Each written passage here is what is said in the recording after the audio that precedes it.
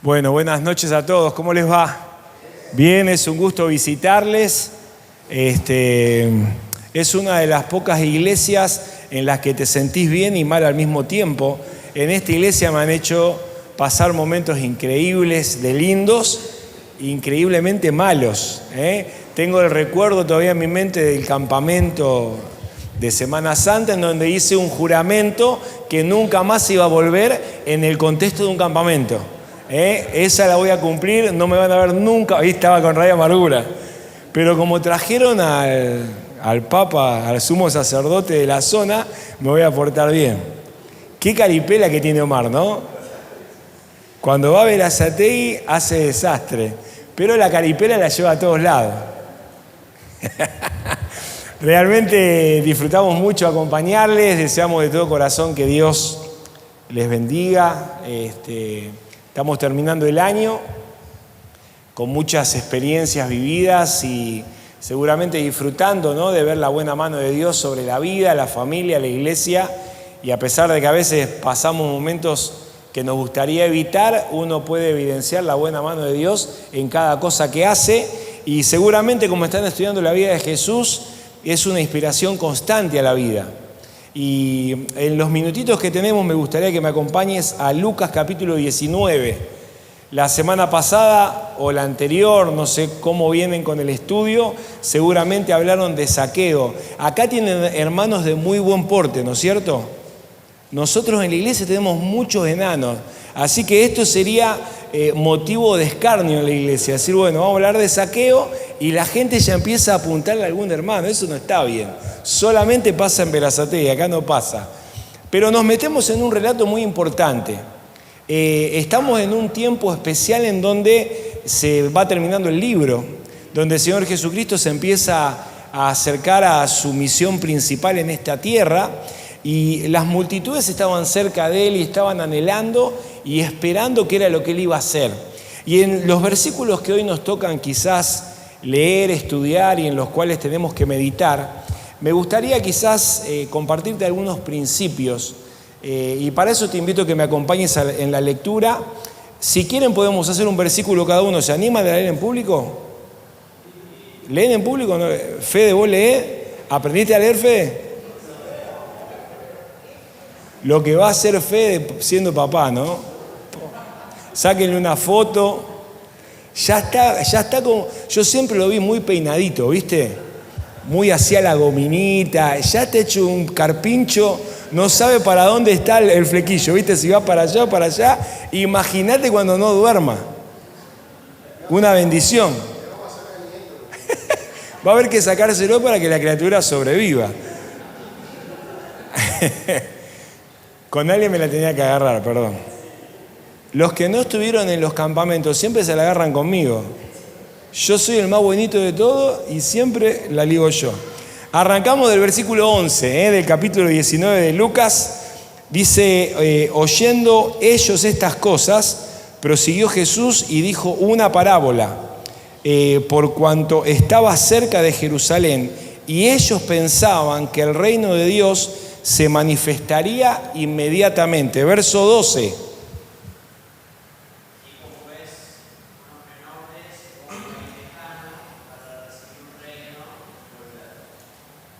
13.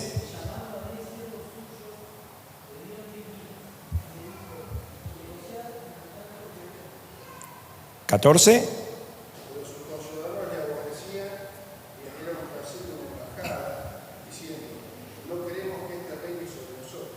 15.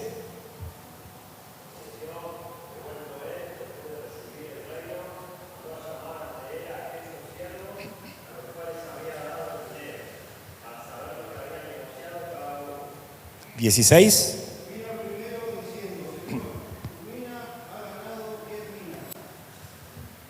17.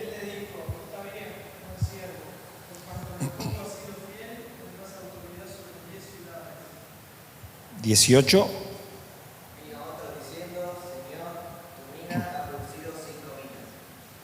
9.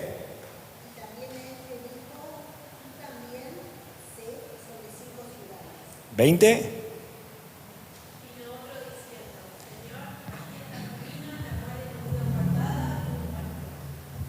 21. Tuve miedo de ti, por cuanto eres hombre severo, que tomas los cielos y ciegas lo que no se esperaba. 22. Entonces él le dijo: mal siervo, por tu propia boca te juzgo. Sabía que yo era hombre exigente, que tomo lo que no quiere y que ciego lo que no se ve. 23.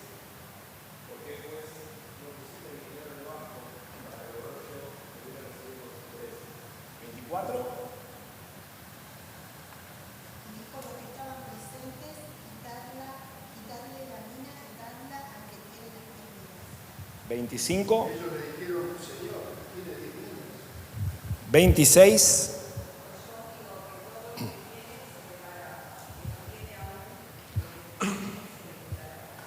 Último versículo, el 27.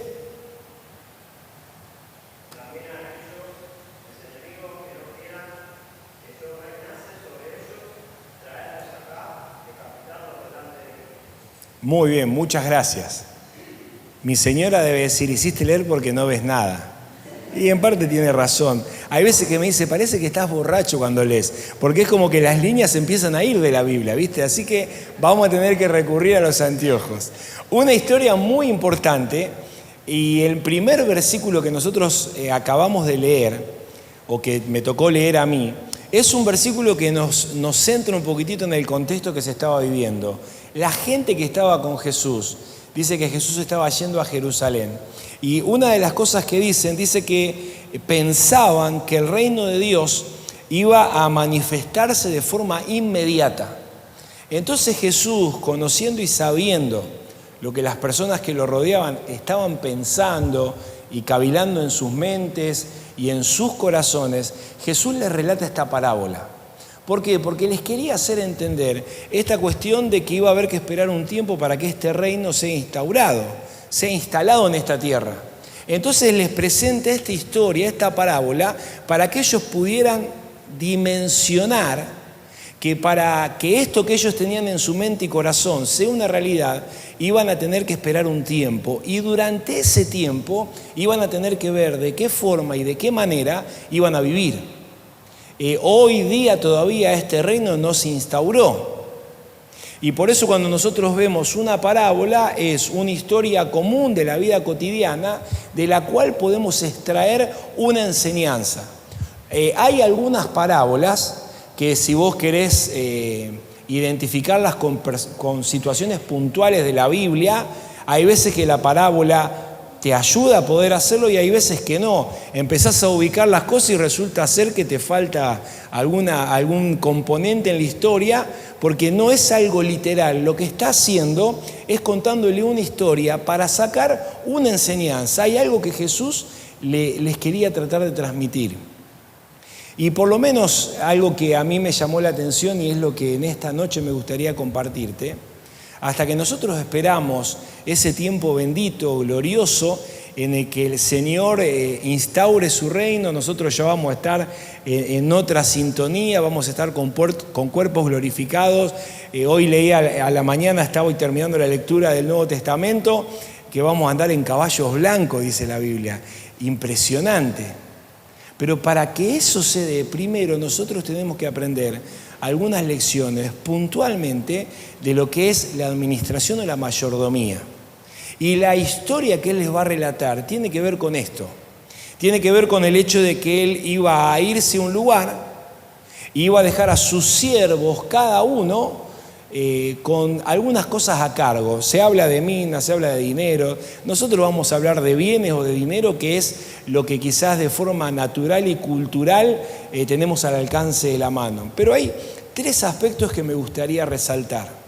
El primer aspecto tiene que ver con lo que es el concepto de ser un administrador. ¿Quién me puede explicar qué es ser un administrador? Me levanta la mano, ya leyeron. El único que leyó más o menos fue Federico, viste como que se trababa, ¿no? El resto han leído súper bien, pero Fede, anda al peluquero y practicá lectura. Cuando el nene se desvele, vos practicá lectura. ¿Quién me puede decir qué es un administrador? De a uno, porque si no hay mucho desorden,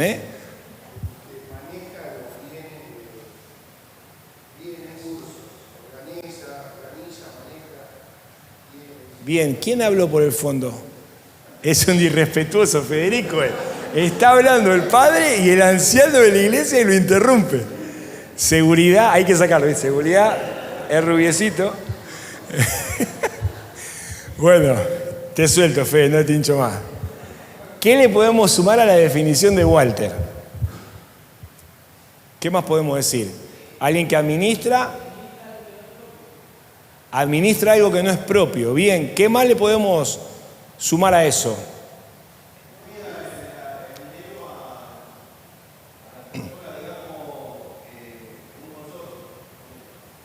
Ya lo metió en un edificio, ¿viste? Rolo ya, encargado de limpieza, ¿viste? Ya hizo. Cuando nosotros vamos y nos metemos en la historia, por un lado hay ciertas cuestiones que han dicho que son reales y son ciertas.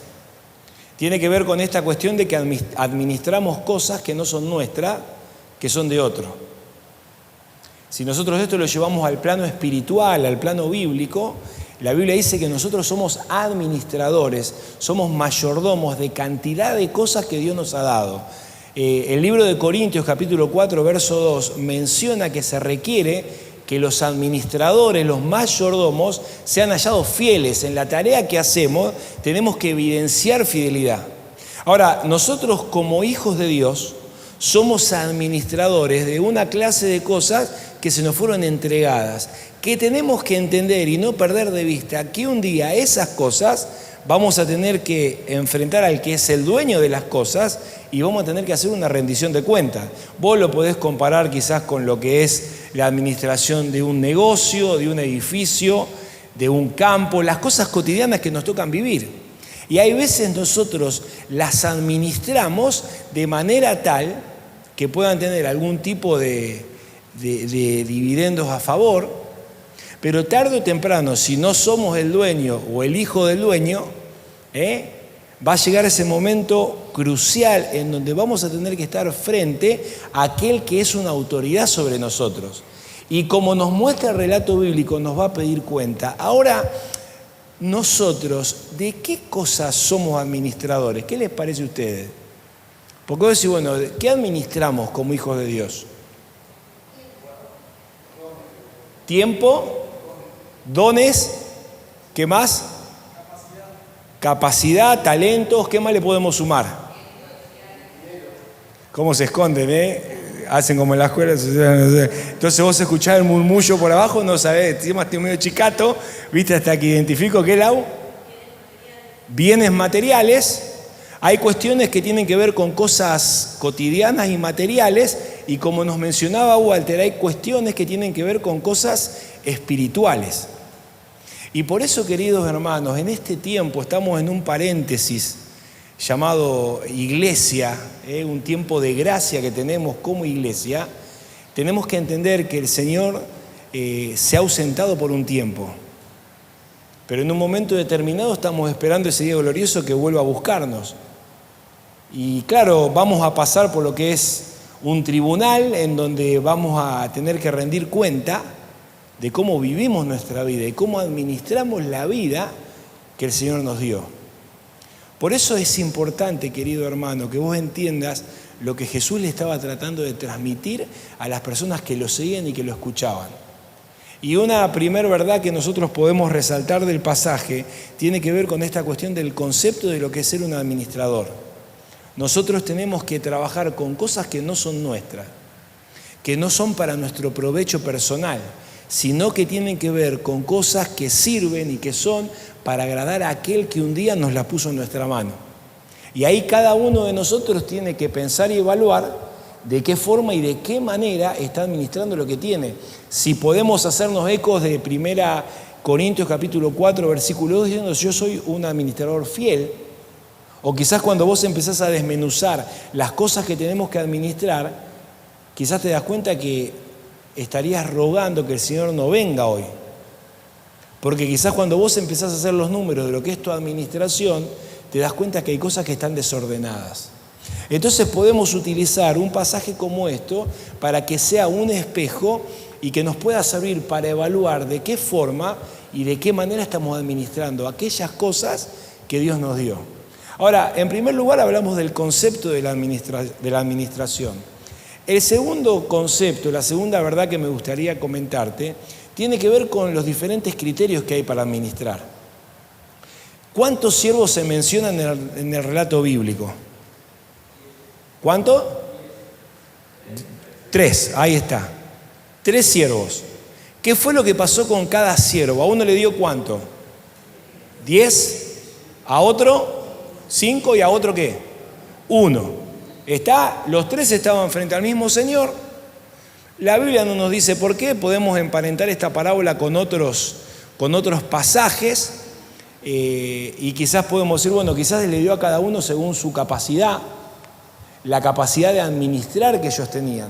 Ahora vos fíjate que los 3 siervos están frente al mismo desafío de administrar cosas que eran de su Señor. Sin embargo, estos 3 siervos utilizaron criterios distintos.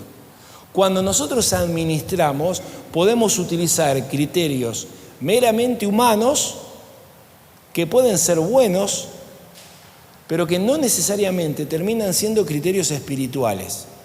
Los 2 primeros, cuando viene el Señor, el dueño de las cosas y aquel que le había delegado una autoridad para que ellos trabajaran, negociaran, hicieran que lo que Él les dio pudiera tener resultados positivos, los 2 primeros dice que a lo que Él les había dado le habían multiplicado la cantidad. La respuesta del Señor, ¿cuál fue? Buen siervo fiel, hiciste las cosas que te correspondían. Ahora, llega el tercer siervo, el cual había recibido menos que los otros 2. Y dice algo que uno puede decir, bueno, por un lado es una excusa, quizás es media mentira, porque le dice, yo conozco cómo sos, yo sé cómo vos pensás, yo sé que sos un hombre severo, así que yo tenía miedo de quizás meter la pata y no poder justificar el hecho de haber perdido lo poquito que me diste. Entonces, ¿qué fue lo que hice? Conociendo cómo sos, ¿qué hice? Lo guardé. Así que ahora que vos viniste, mira, está intacto. No falta nada. Lo que vos me diste, acá está. ¿Qué es lo que el Señor le responde? ¿Sos un siervo qué? Malo, negligente, un siervo no productivo. Entonces lo que dice, bueno, a este siervo quítenle lo que se le dio y dénselo a aquel que le había dado 10. Claro, la gente dice, pero ¿cómo le vas a dar al que tiene tanto? Y claro, porque el Señor mira las cosas de una manera distinta a la que nosotros los miramos. Ahora, los 3 estaban frente al mismo Señor, los 3 tuvieron las mismas posibilidades, los 3 tuvieron reacciones y criterios totalmente diversos y distintos.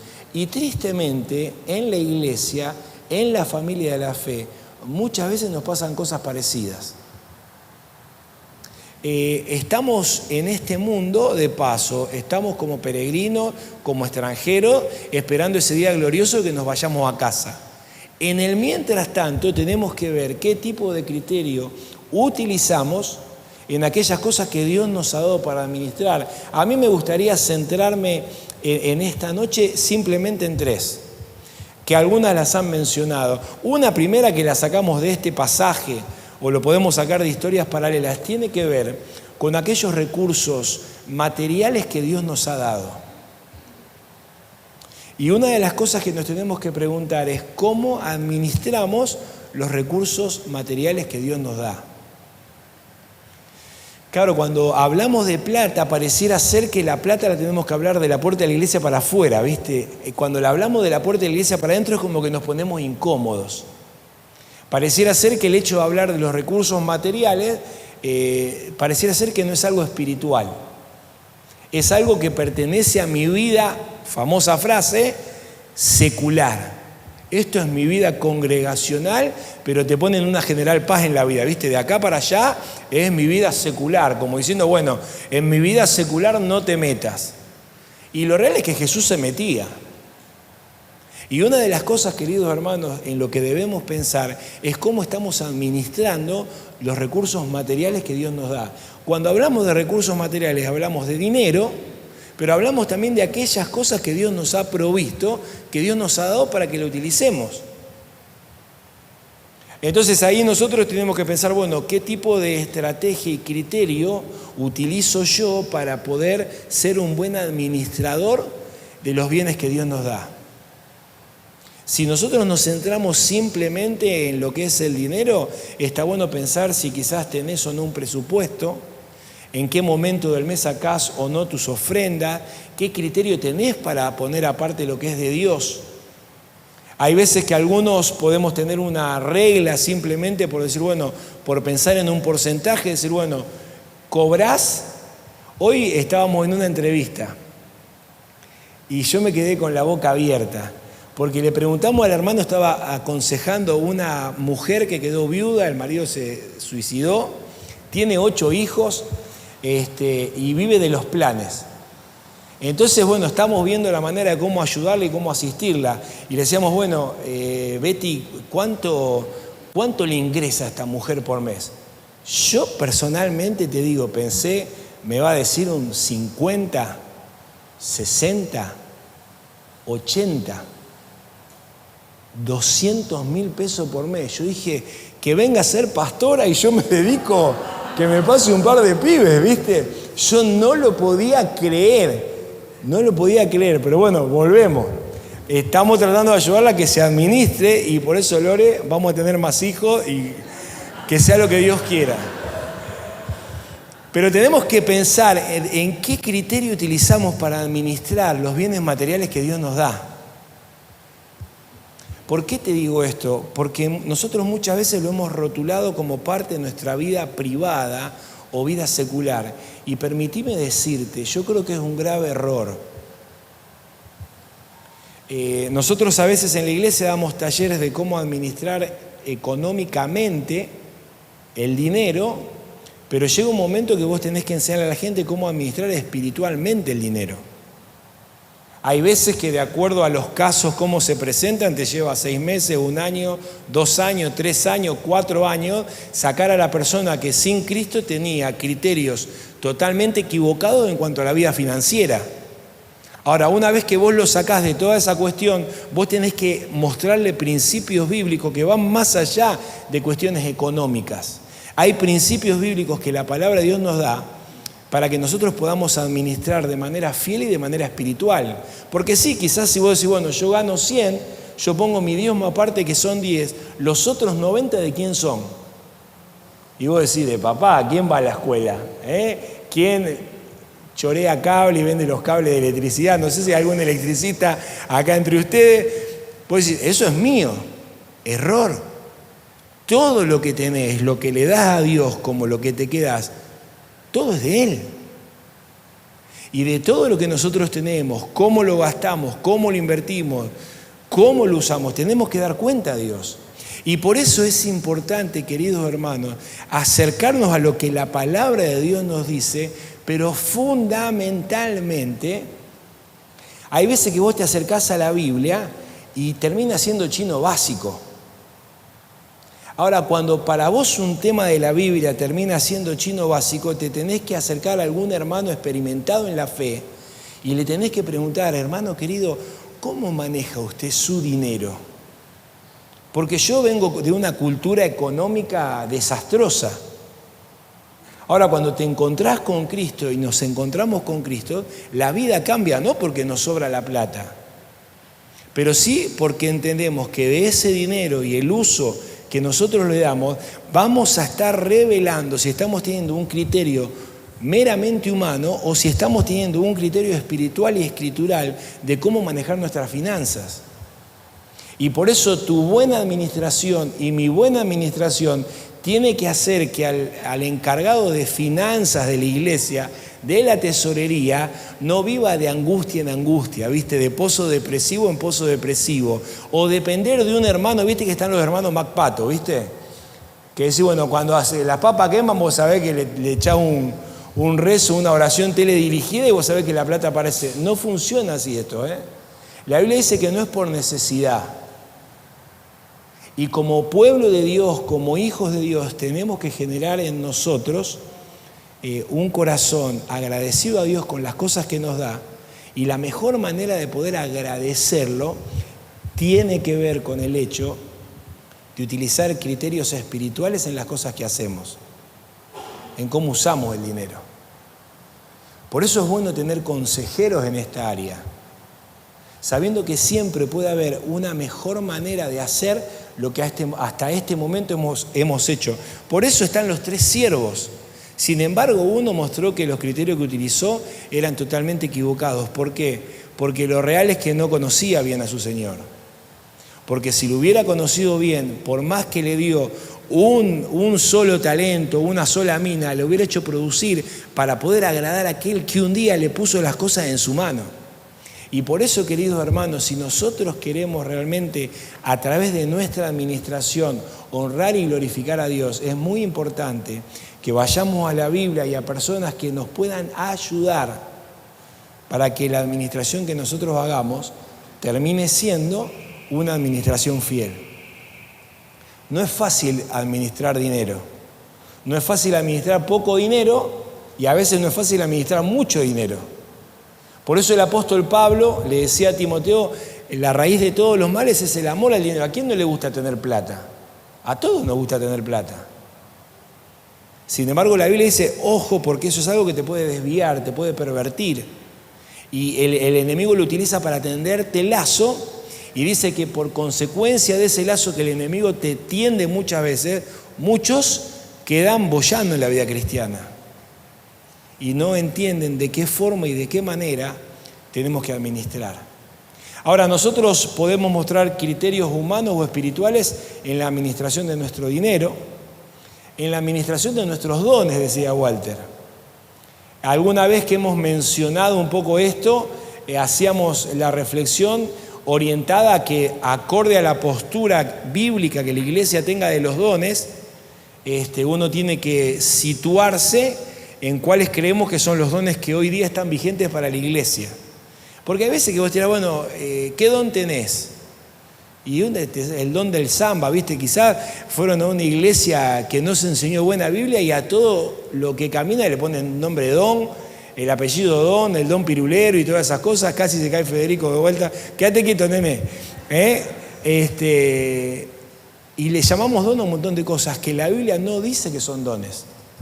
Hay talentos naturales que uno puede tener, pero hay cuestiones espirituales que son una obra del Espíritu Santo en nuestro corazón en el momento de la salvación, donde Dios te hace un operario calificado para su obra y te da un poder sobrenatural para que por medio de ese poder vos puedas honrar a Dios, pero puedas ser de bendición para las personas que te rodean. Ahora, ¿qué es importante? Si la postura bíblica de la iglesia es que hoy hay 8, 9 dones vigentes, vos tenés que decir, bueno, ¿cuáles son esos dones, no? Ahora, no solamente preguntarle a Walter, a los hermanos que están en la autoridad, cuáles son los dones vigentes, sino que tenés que empezar a indagar, investigar cuál es tu don. ¿Por qué es importante esto? Esto tiene que ver con ser un buen administrador y hacer producir lo que Dios te dio. Claro, a todos nos gustaría ser enseñador. ¿Viste? Ser esas personas que hablan y que vos decís, ¿cómo hace? Lo leí 200 veces y nunca lo entendí, ¿viste? Y vos decís, ¿tan hueco soy? Sí, hay algunos que no nos sube agua al tanque de manera constante. Son momentos del día, tenés que prender la bomba, ¿viste? Para que suba. Pero hay gente que lee la palabra y te la repite y vos decís, ¿cómo puede ser? Y hasta te da bronca, ¿viste? Y lo odias santamente. No sé si hay odio santo, pero vos decís, este vigilante, ¿viste? Son personas que Dios usa de una manera sobrenatural, hermano. Como hay otros que Dios lo usa de manera sobrenatural para predicar el evangelio, hay otros que Dios lo usa de manera sobrenatural con la cuestión de dar, por el hecho de que dar es un don.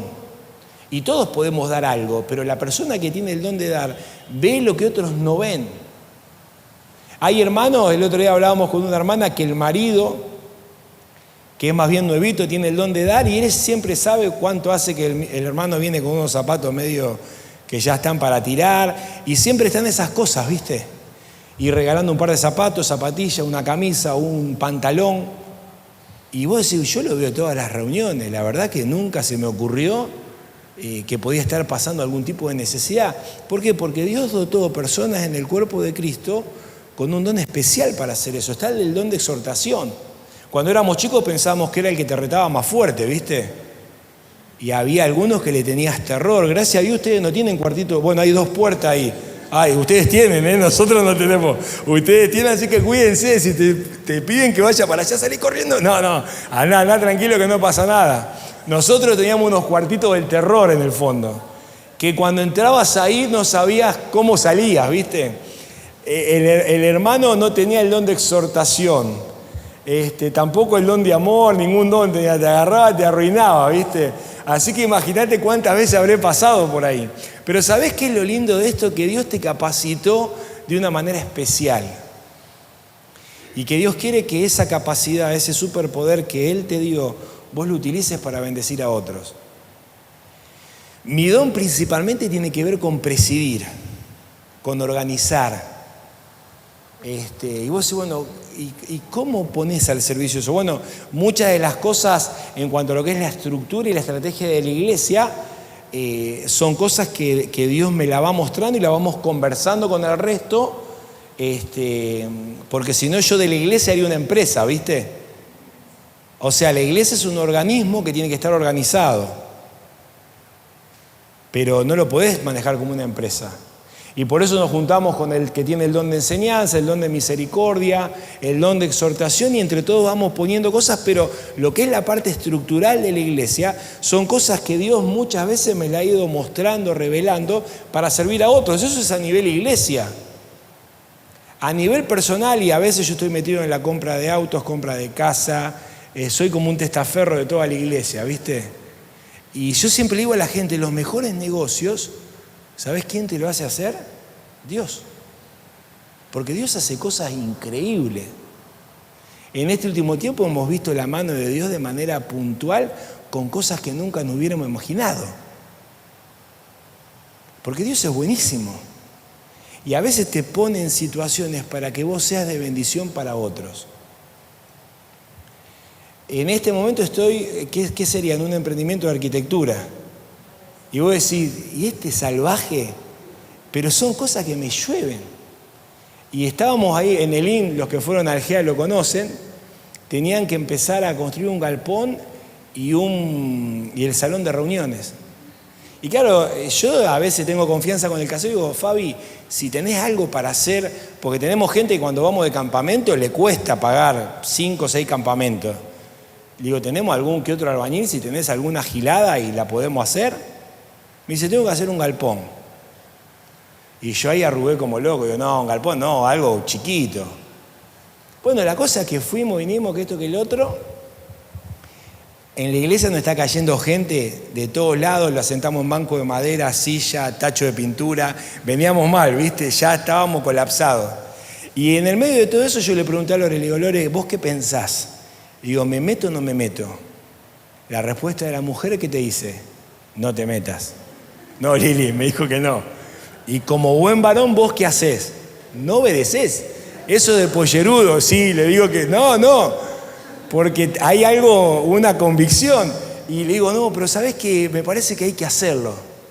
Así que nos comprometimos, mandamos 2 muchachos de la iglesia a trabajar. En esos días estábamos haciendo el devocional en la vida de José, ¿no? Y bueno, ¿qué era lo que Dios le había dado a José? Poder interpretar sueños. ¿Qué es lo que Dios me dio a mí? Dios me dio una capacidad de organizar y a veces de hacer plata. Nunca, siempre Nacho, mi chiquito, me carga, dice, nunca para nosotros, dice, siempre para otro. Dice, ¿en qué momento? Y no sé, en algún momento será. Pero el beneficio no está en el beneficio personal, está en el beneficio del otro. Y entre medio de todas estas cuestiones, al segundo día que fueron a trabajar, dice, che, yo quiero que nos cierren el galpón, 25 por 15. Digo, no, le digo, ni loco, le digo, no, hacen esto y nos volvemos, le digo, tienen familia, que esto, que el otro. Así que empezamos a orar, había que llevar más gente y más hermanos que estaban desocupados. Y ya, viste, yo empecé dentro mío, digo, ya Lorena me dijo que no, con esta duermo afuera, viste. Y estaba muy en la disyuntiva y en un momento de la nada me dice Fabián, che, ¿ustedes no necesitan comprar sillas? Yo dije, habla con vosé, viste, ahí ya me salió el pastor brasilero adentro. Tengo 200 sillas para vender, porque iban a comprar sillas de plástico. justo las sillas que tienen son iguales a las que teníamos nosotros. Así que ahí entendí por qué tenía que hacer eso, porque compramos 200 sillas sin plata.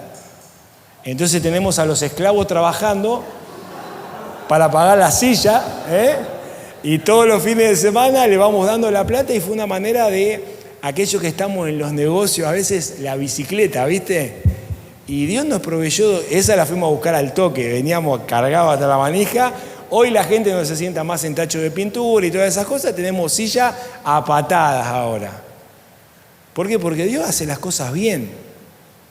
Y algo que realmente, te digo, me humilló es el hecho de decir, yo personalmente sé que Dios nos llevó para ese lado, porque Dios tenía preparado para resolver un problema que nosotros en el Consejo Pastoral estábamos hablando, decíamos, che, necesitamos silla, y estábamos en un tiempo que no teníamos un mango, ¿qué hacemos? Y Dios el miércoles ya tenía la solución. Ahora, hoy gracias a Dios hay 4 o 5 familias que están trabajando gracias a algo que yo hago de rebote, porque yo me dedico a pastorear la iglesia. Pero tiene que ver con el don y la facilidad que a veces Dios te da para organizar cosas. ¿A qué te lo apunto? Lo que Dios te dio, lo tenés que administrar bien. No para vos salir beneficiado o para vos llevarte la corona, sino para que otros sean bendecidos con aquello que Dios te dio a vos. Por eso es importante distinguir los dones que la iglesia en este lugar cree que están vigentes. Tenés que, en segundo lugar, descubrir cuál es el don que Dios te dio, pero en tercer lugar tenés que ver la forma de poder desarrollar ese don.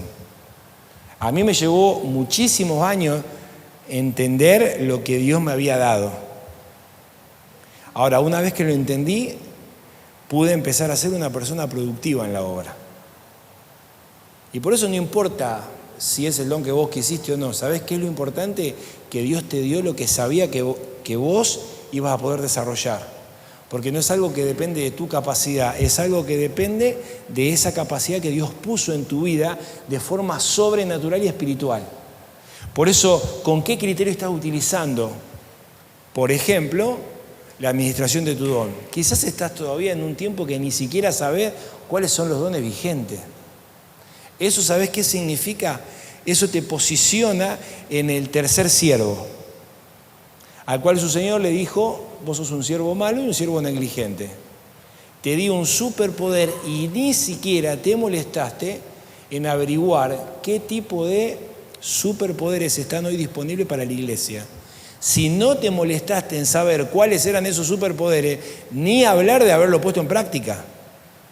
Ahora, si esa es tu situación, si esa es mi situación, el criterio que estaríamos utilizando es el del segundo siervo inútil.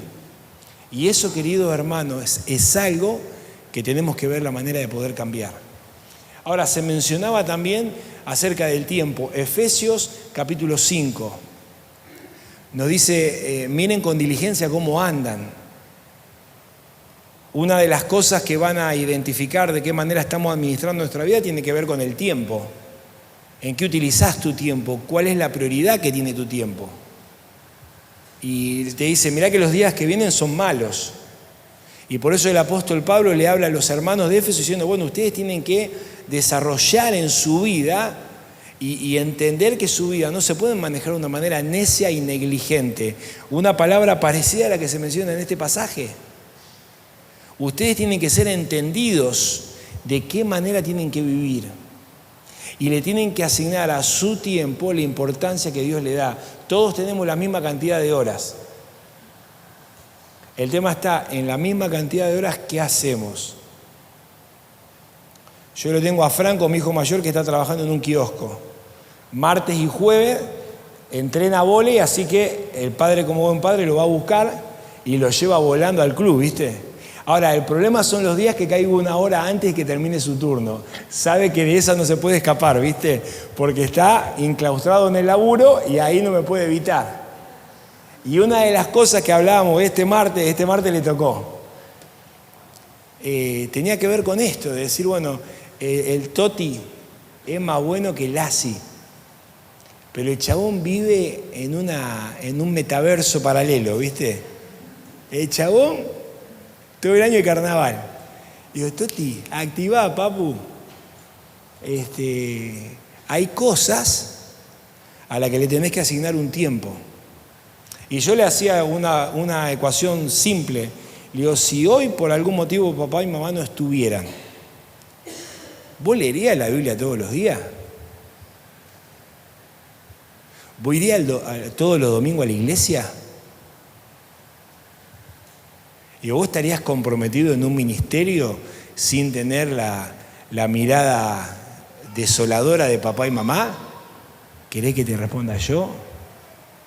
Digo, lo dudo. Porque vos estás viviendo de una fe prestada. Y Dios quiere que vos empieces a desarrollar tu propia fe. Digo, yo te amo con todo mi corazón, pero quiero decirte algo. La relación con Dios es algo que no se negocia. Digo, te lo digo porque la Biblia lo dice.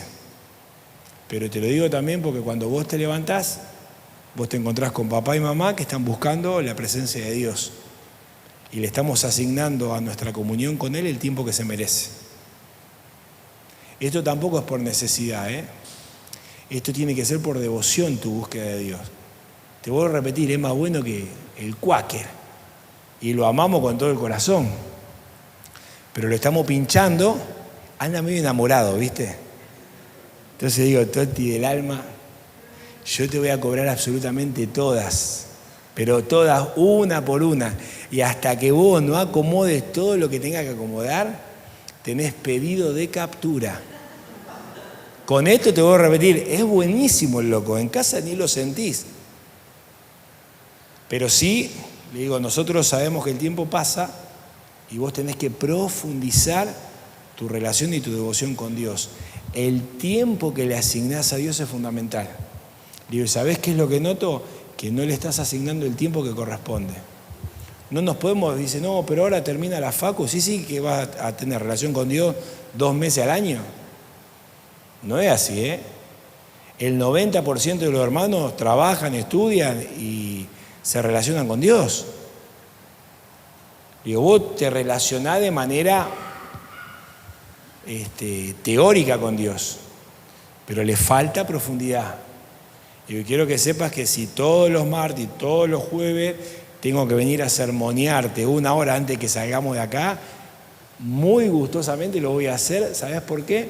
Porque Dios te puso en nuestra vida para que te administremos. Desde el momento que nos enteramos que Lore estaba embarazada, ya lo entregamos a Dios. Y vos decís, pero recién te enteraste que venía y ya lo entregaste. Sí, porque no es nuestro tampoco. Pero queremos utilizar todos los recursos para que Él sea un buen hijo de Dios. Después que Dios se desarrolle en Él como Él quiera. Pero lo que realmente importa y trasciende es que sea un buen hijo de Dios. Porque en el lugar donde esté va a marcar la diferencia. No para decir, che, qué bueno que fue Toti, qué buena familia. No. Acá el único bueno es Dios. Y a veces lo que luchamos con la segunda o tercera generación de la iglesia, nosotros tuvimos que crecer en donde no había nada.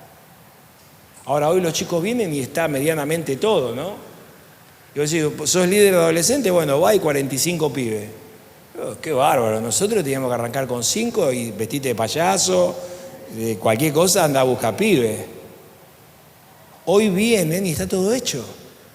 Entonces eso a veces es algo que nos juega en contra porque no nos permite ver la gracia de Dios en cada cosa en la que la tenemos que experimentar.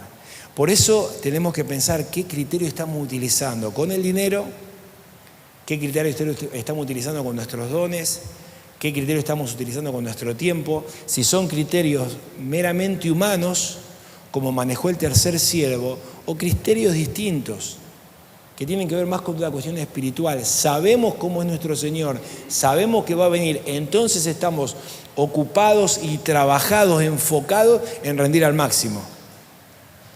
Hablamos del concepto, criterios, consecuencias. Aquellos que administraron bien, dice la Biblia, que recibieron palabras de aprobación y retribución positiva de parte de su Señor. Que yo a veces flasheo, ¿no? Y digo, ¿cómo va a ser el encuentro con Jesús? Y a veces pensamos, ¿viste? vamos a cantar el himno siendo... No nos vamos a acordar ni que había himnario. Cuando lo veamos a Él, se acabó todo. Todo lo que vos pensaste, ya está. Está Él. Y creo que no hay desafío más grande en poder estar frente a Él para decirle gracias por todo lo que hizo por nosotros, postrarnos delante de Él, honrarlo, pero no solamente en ese momento, sino que puede haber palabras para nosotros de que fuimos siervos fieles, siervos buenos, que vivimos en esta vida esperando ese momento glorioso que como hijos de Dios tenemos que esperar. ¿Cuánto hace que no le decís al Señor, Señor, qué bueno sería que vengas hoy? No, si viene hoy se me arma un lío, esperame hasta la semana que viene. Cuando la Biblia nos pide que la expectativa la tenemos que tener para que sea hoy. Aquellos que viven bien, las consecuencias van a ser positivas. Aquellos que no viven bien, las consecuencias van a ser negativas. Claro, si nosotros la idea de la parábola lo llevamos a lo que la Biblia dice, que va a suceder con la iglesia, con aquellos que somos sus hijos, ahí 1 Corintios capítulo 3 dice que muchos van a ser salvos como van a pasar con olor a chamuscado, ¿viste? Este no se prendió fuego, pero le pegó en el palo, ¿viste? Entrás apagándote los últimos fogonazos que tenés encima. Y vas a estar en un lugar, pero la regla es que va a estar dando lástima.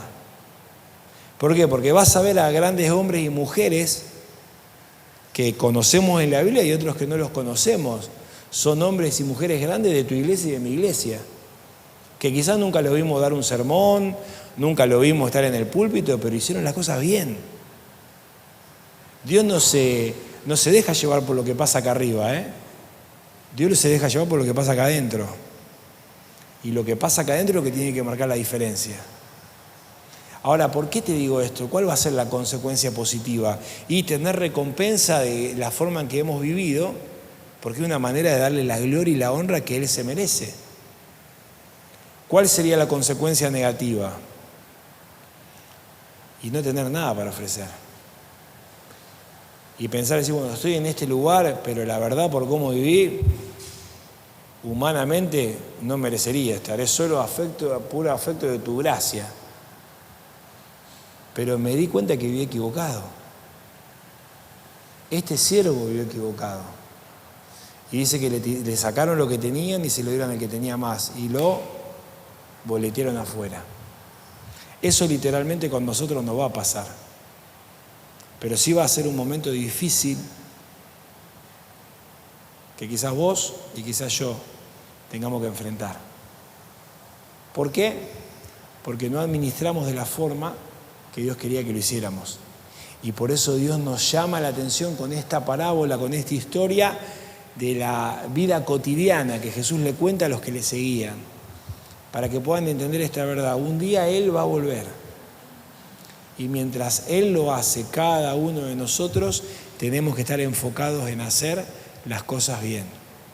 Por eso ojalá que recuerdes el concepto de la administración, los diferentes criterios de administración, pero por sobre todas las cosas, que nuestra administración tiene consecuencias. Quizás llegaste a la iglesia y te das cuenta que quizás las consecuencias hoy podrían ser negativas. Gracias a Dios que tenemos el trono de gracia abierto las 24 horas. Y hoy antes de volver a casa, habla con Dios. Confesale a Dios lo que no está bien. Andá a la Biblia, pero acércate a personas que te puedan guiar y direccionar para que tu vida y mi vida y la administración de tantas cosas que Dios nos ha dado puedan realmente en esta tierra marcar una diferencia que estamos viviendo porque lo estamos esperando a Él. Eso es lo que Jesús nos transmite en esta noche. Y ojalá que nos dé su gracia y su guía para poder entenderlo, pero por sobre todas las cosas para poder aplicarlo.